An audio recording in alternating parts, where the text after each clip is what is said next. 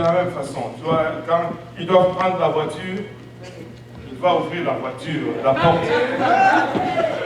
N'est-ce pas? Qui ouvre encore la portière? Oh boy. Oh boy. On est encore à l'amour, n'est-ce pas? De l'autre côté, on s'assure que toujours, je ne sais pas, le plat préféré de son fiancé ou de son mari, au début, tu manges toujours le plat préféré. Mais à la suite, tu manges ce qu'il y a.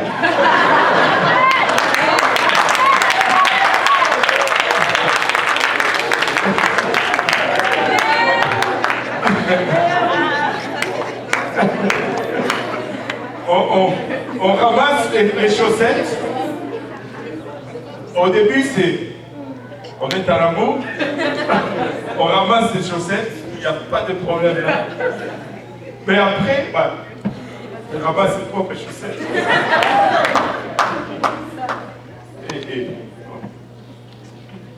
Au début, quand on est en amour, on sort, on prend une marche, la main dans la main.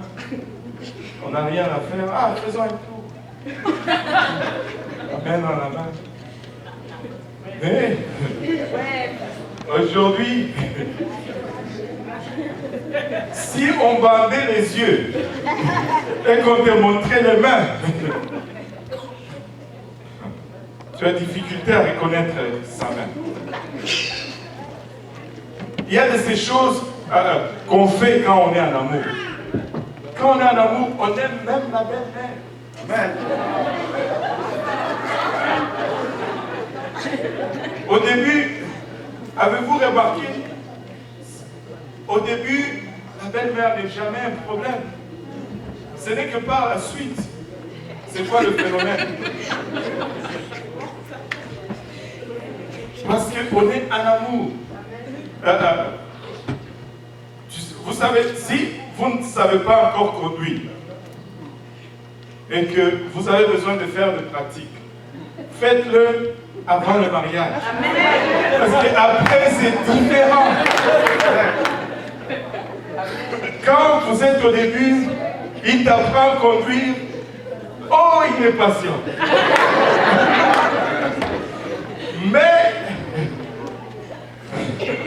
quelques années dans le mariage, c'est plus le bon moment pour apprendre avec ton frère.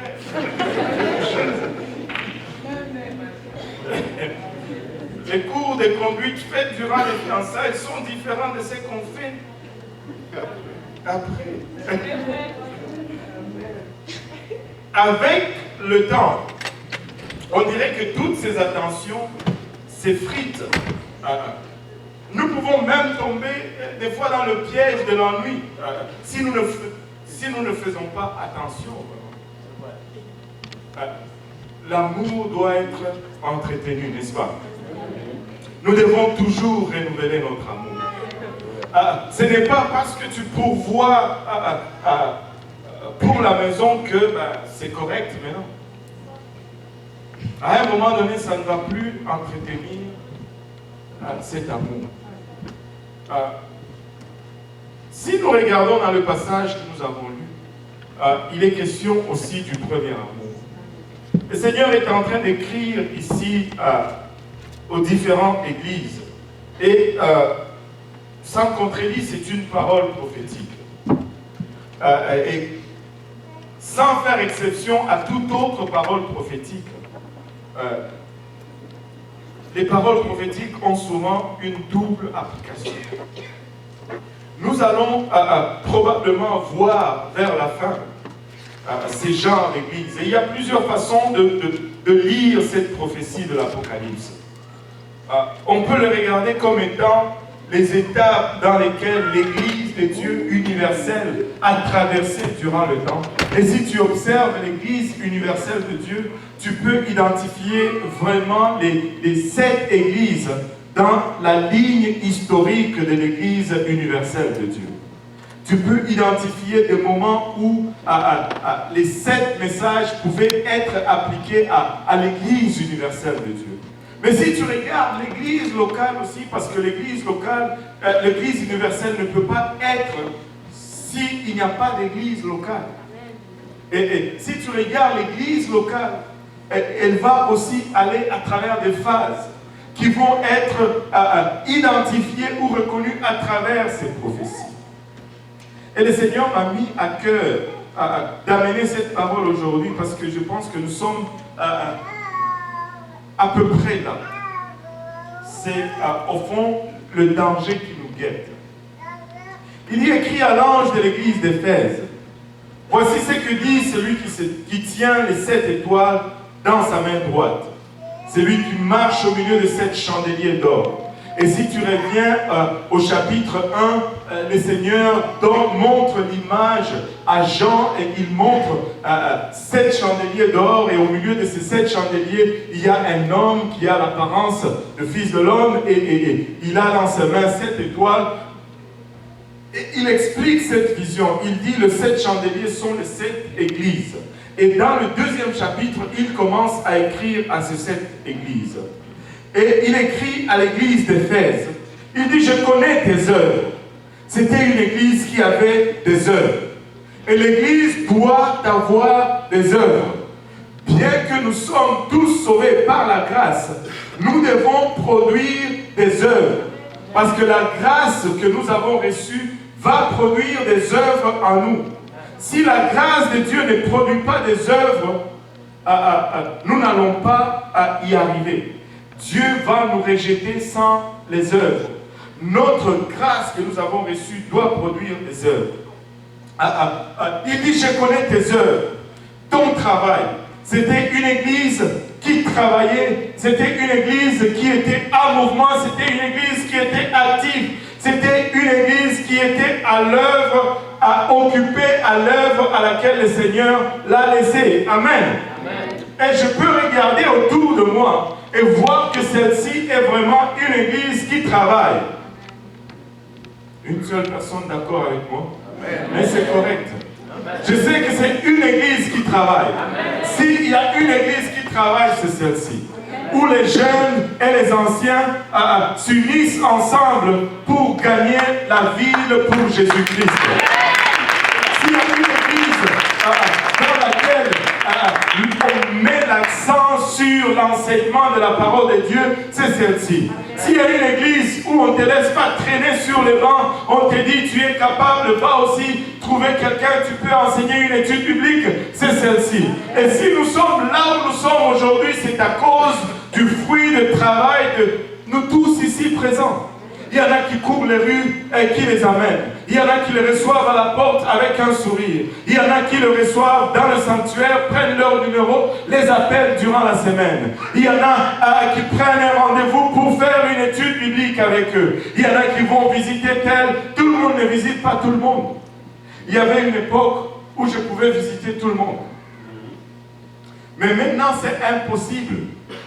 Si je t'ai posé peut-être un lapin où je n'arrive pas à venir te visiter, ce n'est pas parce que je ne veux pas. Mais c'est parce qu'on est 300 dans l'église.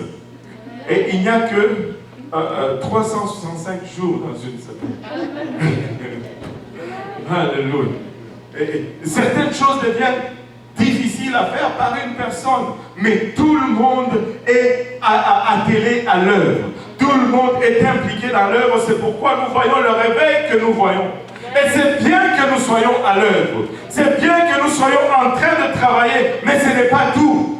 Amen. Regarde ton voisin, dis-lui, ce n'est pas tout. Dieu attend nos œuvres, mais ce n'est pas tout. Nous n'allons pas être sauvés seulement par les œuvres. Nous n'allons pas y arriver seulement par les œuvres. Il a dit, j'ai vu ta persévérance. Alléluia. Et s'il y a une église qui persévère, c'est celle-ci. Il y a certaines situations parmi les frères et les sœurs, tu regardes des fois la situation, tu encourages parce que nous sommes dans le Seigneur. Si nous étions dehors, tu allais dire, mais c'est une situation impossible. Mais gloire à Dieu, nous servons un Dieu pour qui impossible ne fait pas partie de notre vocabulaire. Et nous avons persévéré contre vents et marées. Nous avons poussé contre tout ce qui a été lancé contre nous. Il y a certains d'entre vous, si on regardait seulement les faits, les circonstances, vous ne serez pas assis sur les bancs là où vous êtes si vous n'aviez pas persévéré. Amen. Et vous avez persévéré. Et la Bible nous dit, c'est lui qui persévérera jusqu'à la fin. Celui-là sera sauvé. Il n'y a rien de mal à persévérer. C'est bien que nous persévérons, mais ce n'est pas tout. Nous devons travailler et nous devons persévérer dans notre travail. Alléluia. Il dit, je sais que tu ne peux supporter les méchants. S'il y a une place où on ne peut pas supporter les méchants, c'est bien ici. Et je rends grâce à Dieu pour une église pleine de compassion. Je rends grâce à Dieu pour une église pleine de compassion. Je vois des choses qui sont faites par... Écoutez, on n'est pas organisé comme une organisation sociale. Et on refuse de s'organiser comme une organisation sociale. On n'est pas là pour donner des... comment on appelle ça? Des coupons de nourriture. Ça, ce n'est pas la mission de l'Église. La mission de l'Église, c'est prêcher l'Évangile. Et quand nous avons l'opportunité, nous aidons. Mais je peux voir les saints de Dieu qui ont compris le message de l'Évangile. C'est soutenir les uns les autres. Je vois des frères qui soutiennent des frères. Je vois des sœurs qui soutiennent des sœurs. Et c'est comme ça que Dieu a conçu que ça soit. Si nous mettons un programme social, nous allons faire rentrer le gouvernement dans l'Église. Amen. Dieu n'est pas pour le socialisme. Amen. Ça, c'est juste en passant. Amen. Alléluia. Gloire au nom de Jésus. Amen. La charité doit venir de l'individu et non du système. Ça ne doit pas être jamais systématique dans le plan de Dieu. C'est toujours une question de compassion et de cœur. Et je rends grâce à Dieu pour les gens qui sont pleins de compassion, des gens qui hébergent les uns les autres, des gens qui ouvrent leurs portes, des gens qui donnent, des gens qui conduisent, qui raccompagnent, des gens qui invitent, des gens qui appellent. Et on retrouve cela et je remercie Dieu pour cette église.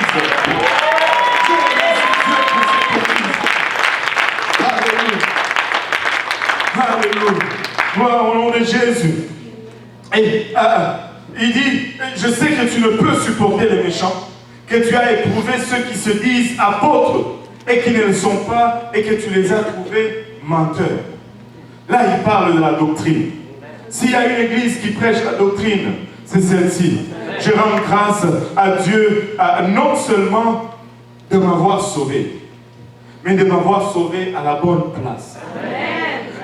Non seulement de se révéler à moi, mais de se révéler à moi à la bonne place. Je bénis le Seigneur pour l'église pentecôtiste unie internationale.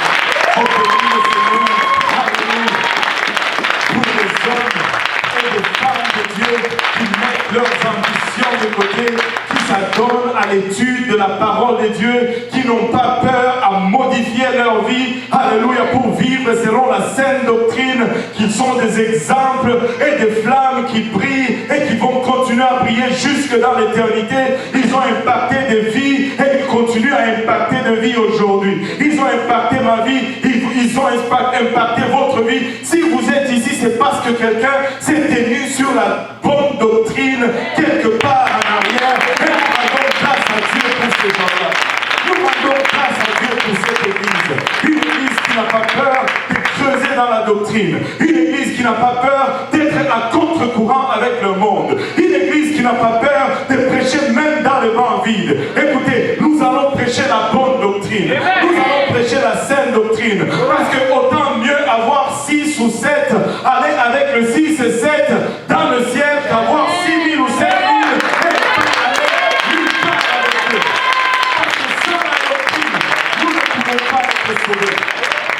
Nous ne faisons pas de compromis avec le monde. Nous appelons péché, péché, et nous traçons une ligne entre le monde et l'église. Et cette ligne doit être tracée dans le béton, pas dans le sable, dans le béton. Amen.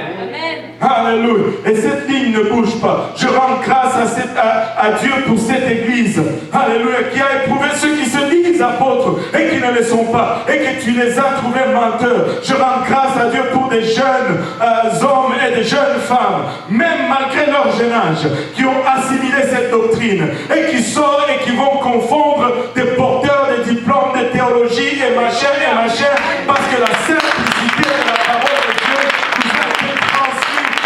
Je dis,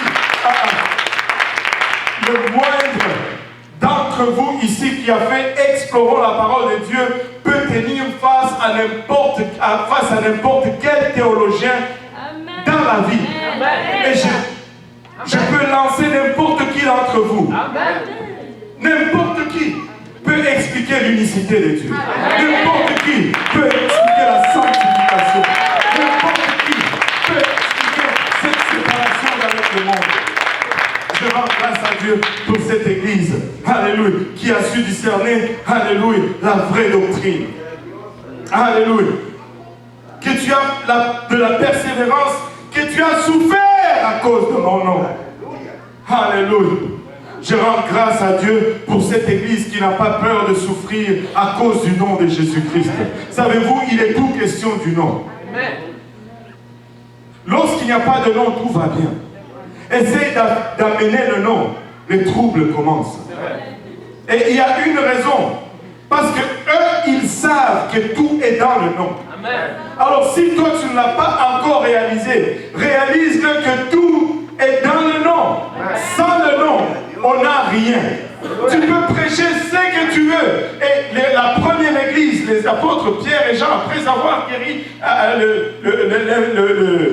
le boiteux là, à la porte du temple, on les a arrêtés, on les a frappés, on les a jetés en prison, on les a questionnés pour avoir guéri quelqu'un. Comment vous avez fait? En quel nom avez-vous fait cela? Et après cela, savez-vous c'était quoi le deal? On vous laisse aller du temps que vous ne prêchez plus en ce nom-là. Vous pouvez aller prêcher si vous voulez, mais ne prêchez pas en ce nom-là. Le nom de Jésus-Christ renferme tout. Et moi, je suis convaincu que nous n'avons même pas encore saisi la plénitude de la révélation du nom de Jésus-Christ. Alléluia. L'enfer tremble au nom de Jésus-Christ. Si tu es persécuté, c'est parce que tu fais peur à quelqu'un. Certains d'entre vous font face à vos propres familles à cause du nom de Jésus-Christ. Certains d'entre vous sont rejetés par vos propres parents à cause du nom de Jésus-Christ. Mais il dit ceci, que tu as souffert à cause de mon nom. Il y a beaucoup de souffrance parmi nous à cause du nom de Jésus-Christ. Merci Seigneur, il y a aussi la persévérance. Amen. Alléluia. Et que tu n'étais point lassé. Malgré tout ceci, tu es quand même à l'église. Malgré les tempêtes, tu es quand même à l'église. Tu ne t'es point lassé. Malgré le froid l'hiver du Québec, tu es quand même là. Malgré le rejet de ta propre famille, tu es quand même là. Malgré les moqueries même de ta propre mère ou de ton propre père, tu dis, moi je vais tenir pour Jésus-Christ. Alléluia. Je vais être du côté de Jésus-Christ. Laisse-moi te dire ceci. Le Seigneur a reconnu cela et il est en train de le voir, il est en train de l'approuver et il est en train de l'apprécier. Mais au verset 4, il nous lance un mais, il nous dit il y a un mais. Mais, que tout le monde dise mais, c'est pas bon quand il y a un mais. Malgré que tu détestes la mondanité, j'ai oublié une chose. Au verset 6, on va revenir au verset 4 tout à l'heure. Au verset 6, il dit, tu as pourtant ceci, c'est que tu es le zèbre de Nicolaïte. Quoi? Quand tu le lis comme ça, peut-être tu ne vois pas ce qu'il veut dire. Mais quand tu vas rechercher dans l'histoire, tu vas chercher c'est qui les Nicolaïtes. Les Nicolaïtes, c'était les acolytes d'un certain Nicolas qu'on voit dans les 6 livres des Actes. Au tout début, je pense, chapitre 4, chapitre 6, alors que l'Église est en train de choisir le premier diacre. Nicolas était un de ces premiers diacres qui a été choisi. Et il a été parmi le 7 premiers diacres que l'Église a choisi, mais quelque part durant sa marche, il a chuté. Il a commencé à prêcher une fausse doctrine. Et sa doctrine était vraiment... on peut la voir même aujourd'hui. Une doctrine qui dit, peu importe ce que tu fais, tu es sauvé. Une fois sauvé, sauvé pour toujours.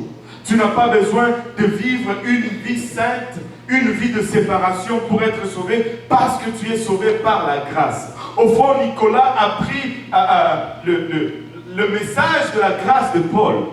Il en a fait un message de la graisse. Parce que ça, ce n'est pas la grâce, c'est la graisse. Ça te fait glisser en enfer. Ce n'est pas la grâce.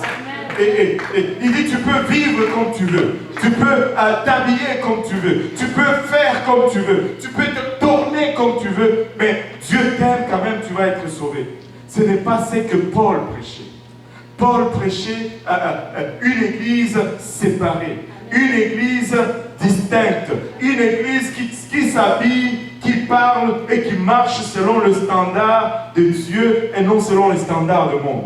Et alors, Nicolas commençait à prêcher une indulgence sans restriction et les gens qui le suivaient, il a eu beaucoup de succès. Comme aujourd'hui, ces gens qui prêchent la doctrine de Nicolaïte, ils ont beaucoup de succès. Ils ont des 1000, de 2000, de 3000 personnes. Il a eu beaucoup de succès, beaucoup d'acolytes au fond, parce que ça ne prenait rien faire pour le suivre au fait.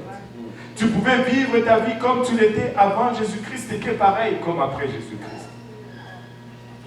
Vous et moi, sachez que avant Jésus-Christ, ce n'est pas pareil après Jésus-Christ. Alors, Nicolaïte représente au fond la mondanité.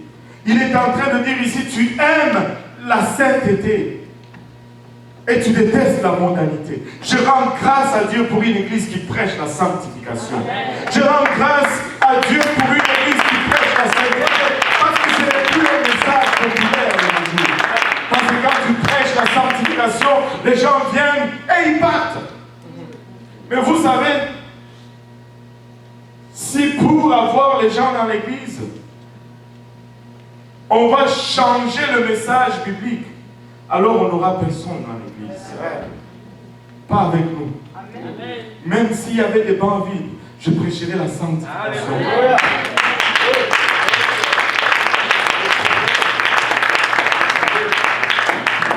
Il y a peut-être 3-4 ans, on était encore une trentaine, une quarantaine ici. Quelconque pasteur est venu une fois avec sa femme. Ils sont venus ici, on était très peu nombreux. On pouvait faire juste peut-être là. Même ces rangées ne pouvaient pas être remplies avec nous tous. Voilà. Après le service, ils sont venus me voir. Je me dis, waouh, pasteur, il y a une forte présence de Dieu ici. Mais comment est-ce possible? Pourquoi est-ce que les bancs sont vides? J'ai dit,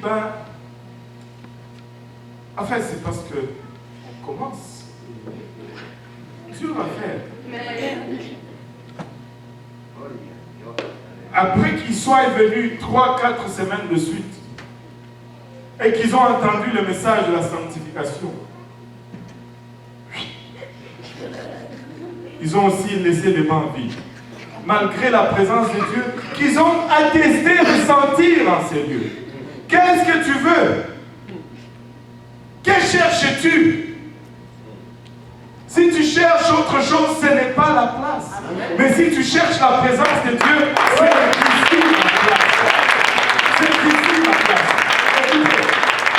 Cette sanctification que des fois les gens luttent contre, cette séparation que les gens dénigrent et repoussent, c'est cette sanctification même qui est la raison pourquoi nous ressentons la présence de Dieu en ces lieux, dimanche après dimanche après dimanche après dimanche. Si nous arrêtons de prêcher la séparation, nous devenons juste notre club social comme il y en a des milliers à l'extérieur.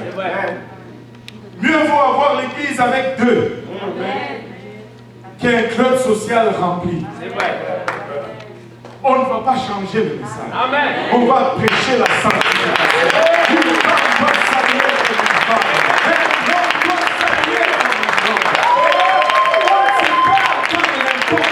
Et Dieu aime ça.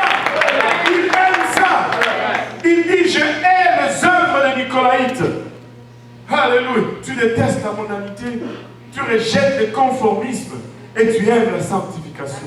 Il arrive au point 4, il nous dit, mais, c'est que j'ai contre toi, Dieu. C'est que j'ai contre toi, c'est que tu as abandonné ton premier amour. Tu as abandonné ton premier amour.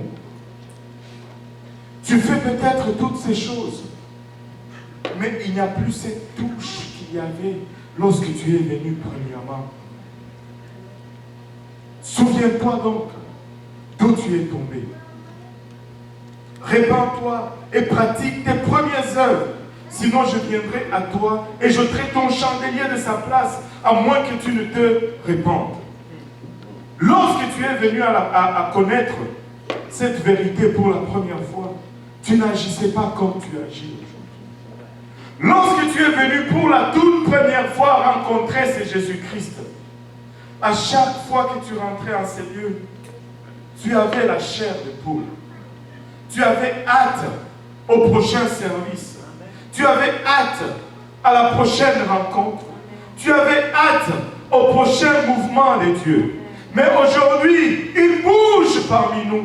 Il bouge à tes côtés.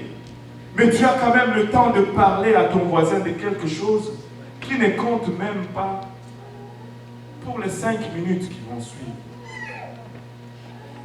Tu as perdu ton premier amour. Vous voyez, on peut avoir les œuvres, on peut faire toutes ces choses. Mais si nous n'avons pas notre premier amour, nous pouvons perdre notre chandelier. Je vais appeler l'Église aujourd'hui à revenir à ce que nous étions lorsque Dieu nous a trouvés. Je vais appeler quelqu'un aujourd'hui à regagner cet amour passionnel que tu avais pour Jésus-Christ lorsqu'il t'a sorti de la boue, lorsqu'il t'a pris pour la première fois, lorsque pour la première fois tu as senti sa touche autour de toi, lorsque pour la première fois tu as pu identifier cette présence et dire « Waouh, ça c'est la présence de Dieu ». Tu tremblais dans cette présence. Mais laisse-moi te dire une chose, cette présence n'a pas changé. Dieu n'a pas changé. Mais tu es arrivé à une place où cette présence devient presque une routine. Tu enseignes peut-être une étude biblique, mais ça devient un devoir maintenant. Tu vas chercher peut-être les gens à gauche, à droite, mais ça devient juste une responsabilité parce que tu es appelé à le faire. Tu aides peut-être tel ou tel autre, mais que ça ne soit pas juste parce que nous devons faire ça. Que ça soit parce que nous nous rappelons de ce premier amour. Amen. Que ça soit parce que nous avons encore ces sentiments qui nous poussaient à aller et à ouvrir la porte pour notre bien-aimé. Que ça soit ce sentiment qui nous poussait encore à se rappeler ce qu'elle a porté aujourd'hui le matin, quelle couleur de souliers qu'elle a, qu'on revient à cet amour avec Dieu. Nous devons être en amour avec Dieu. Nous devons d'abord aimer Dieu. Alléluia. Tu ne peux pas aimer son œuvre si tu ne l'aimes pas. Amen. Que ça ne soit pas juste une routine.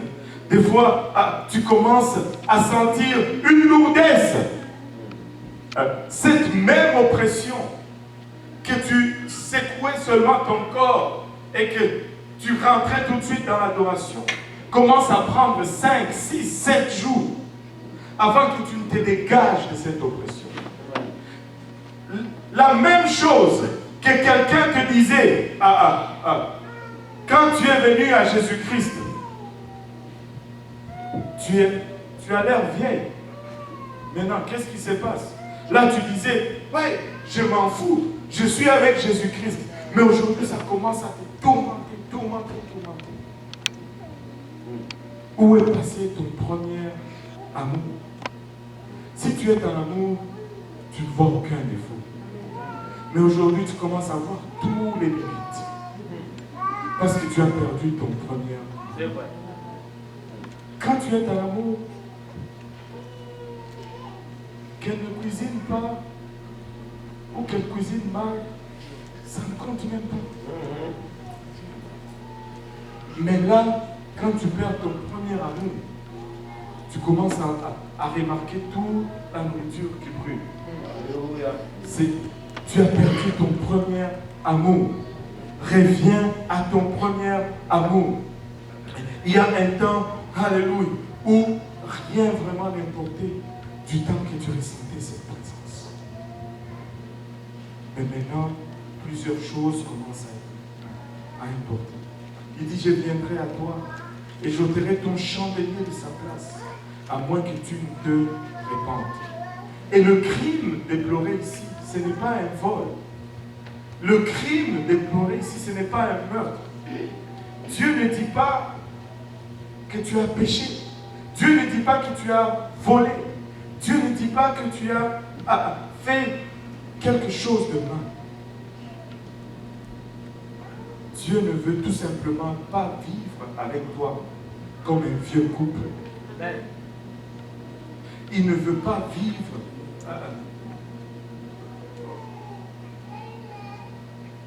comme si le terrain de mariage était une zone de guerre.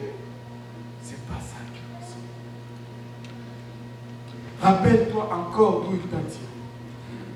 Si tu commences à perdre ton premier amour, imagine ta vie avant Christ. Je ne sais pas pour vous, mais je n'ai jamais trouvé satisfaction dans la vie avant Christ. Il y avait peut-être du plaisir. Oh, que le prix était élevé pour ce plaisir. Ouais. Il y avait peut-être des temps de réjouissance. Oh, que ce temps était court et toujours suivi d'un goût amer par la suite. Il y avait peut-être des temps d'abondance. Oh, qu'il fallait que je sue et que je transpire pour ce semblant d'abondance qu'il donne à ses enfants lorsqu'ils sont encore endormis. Jésus-Christ nous comble. Jésus-Christ nous satisfait. Nous devons être en amour avec ce Jésus-Christ. Nous devons être en amour. Et plus tu avances, plus tu commences à remarquer beaucoup de problèmes. Tu sais, plus tu as des problèmes relationnels, c'est parce que tu as perdu ton premier amour. Parce que toute relation horizontale est dictée par la relation verticale. Si la relation verticale ne va pas, la relation horizontale ne va pas bien. Tu veux être le meilleur voisin de banc? Accroche-toi à Dieu, tout le monde va vouloir s'asseoir à côté de toi. Amen. Tu veux être le meilleur mari ou la meilleure femme? Sers Dieu et tout le monde va vouloir t'épouser. Amen. C'est vrai. Amen. C'est vrai.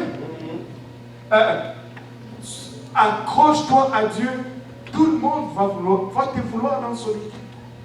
Alléluia. Tout le monde va te vouloir dans son équipe. Amen. Sers Dieu. Je connais parmi vous, même dans ces temps où on dit, oh, c'est rare maintenant de trouver un mari. Laissez-moi parler un peu aux filles. Moi, je connais des filles qui servent Dieu, qui ont la crainte de Dieu et qui viennent me voir et qui me disent, mais pasteur, je suis fatigué. C'est tout le monde qui veut m'épouser. Il y a d'autres qui... Amen.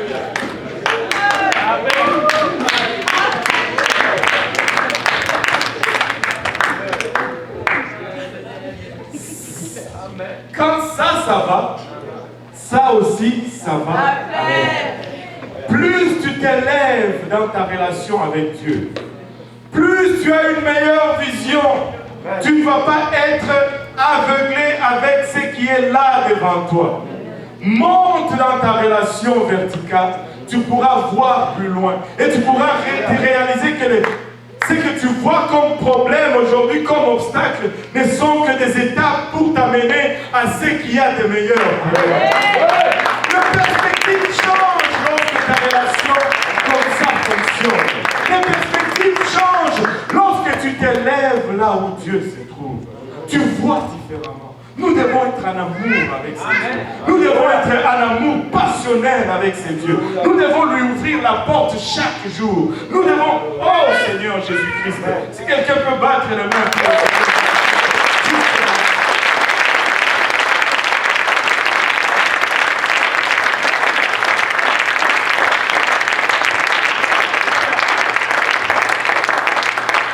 Quel est l'état de ton amour vis-à-vis de Jésus-Christ? Est-ce que quand la présence de Dieu rentre, pour vraiment utiliser les analogies en nous levant tous ensemble, est-ce que ton cœur bat? Ou tu peux encore parler avec ton voisin sans problème? Quel est l'état de ton amour avec le Seigneur Jésus-Christ? Tu te rappelles lorsque tu étais tombé en amour avec cette fille qui était à tout pour toi? Tu pouvais être dans une salle. Quand elle rentrait, même si tu ne regardais pas la porte, tu savais qu'elle rentrait. Et tout de suite, tout ce qui était sujet de ton attention, diminue. Et là, c'est juste elle. C'est là où nous devons revenir avec le Seigneur Jésus-Christ. Il y a quelqu'un qui doit rafraîchir son amour du Seigneur. Ce n'est pas juste une routine. Nous ne voulons pas tomber à une place où je vais juste travailler parce que j'ai épousé une femme et que je dois apporter du pain. Non! Je suis content de ramener le pain à la maison. Et je vais voir ma femme. Donc je travaille fini, je couche à la maison parce que je veux voir ma femme. Nous devons être comme ça avec le Seigneur Jésus-Christ. Où est passé ton premier amour? Alléluia. Alléluia. Je ne sais pas à qui je parle, mais que ce n'est pas parce que je vais au travail que je ramène du pain que tout est correct. Ce n'est pas parce que je donne le pain aux enfants que tout est correct. Je veux voir le premier amour. Je veux entretenir cette relation. Je veux mettre le bois au feu. Je veux que ça soit toujours comme c'était au premier jour. Comme j'avais encore le coup de foudre. Où je ne voyais plus rien de mal. Et tout était bien. On te frappait, c'était correct. Et où on n'a plus de temps. On va avancer à l'avant, les hommes à ma gauche, les dames à ma droite, et on va continuer dans cette série de cette église par la suite. Mais Dieu veut que nous renouvelions notre amour aujourd'hui. Nous ne l'avons pas perdu. Nous n'avons pas égaré notre amour. Nous savons exactement où cet amour se trouve. Nous avons juste à retourner à la place où nous l'avons déposé. Et le reprendre et commencer à marcher comme nous avions marché une fois. Alléluia. Parce qu'il ne veut pas vivre comme si c'était un vieux couple. Il ne veut pas vivre comme si on était juste, je ne sais pas moi, en procédure de divorce ou quelque chose. Nous pouvons accomplir encore davantage. Et quand tu es en amour, peu importe ce que ton amoureux te demande, chérie, est-ce que tu peux faire ça? Il n'y a pas de problème, chérie. Est-ce que tu peux faire ça? Il n'y a pas de problème, chérie. Avant même qu'il demande, c'est déjà fait. Tu rentres à la maison, waouh, c'est déjà fait. Si nous pouvons retourner à cette place où nous étions une fois avec le Seigneur, où nous avions rencontré ce Jésus pour la toute première fois, où il nous a séduits pour la toute première fois, où plus rien n'est compté si ce n'est Jésus-Christ. Alléluia. En fermant nos yeux tous ensemble. Oh Seigneur. Papa, nous voici à tes pieds encore une fois, Seigneur Jésus-Christ. Papa, nous te remercions pour le privilège du salut que nous avons obtenu par le moyen de ta grâce, par l'obéissance à l'évangile. Nous te remercions pour une église en feu, Seigneur. Une église, Papa, qui ne choque pas. Une église duquel nous devons chasser les fidèles si nous voulons fermer les portes. Une église où les gens viennent, Papa, et n'ont plus le goût de répartir, Seigneur. Nous te remercions pour les œuvres extraordinaires, Papa, les prodiges, les signes, Papa, que tu as accomplis parmi nous, Seigneur. Nous te remercions.